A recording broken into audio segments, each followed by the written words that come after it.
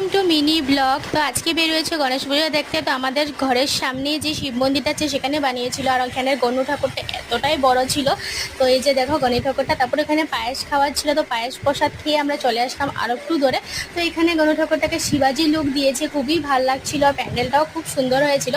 তো এই যে দেখো অনেকক্ষণ এখানে বসেছিলাম, আর বের হয়েছিল আমি, আমার শাশুড়ি মা, অংশু, আমার যা, আমরা 4-5 জন মিলে বের হয়েছি। আর অনেক বছর হয়ে গেছে ভালো করে গণেশ পুজোতে ঘুরতেই বেরোই না, তো অনেক বছর বাদ বের হলাম। আর তারপরে দেখো ওই প্যান্ডেলটার পাশে আর একটা প্যান্ডেল, বড় প্যান্ডেল করেছে। তো এখানে পুজোটা খুবই ফেমাস আর খুব সুন্দর করে হয়, প্রতিটা বছর খুব সুন্দর প্যান্ডেল হয়, খুব সুন্দর।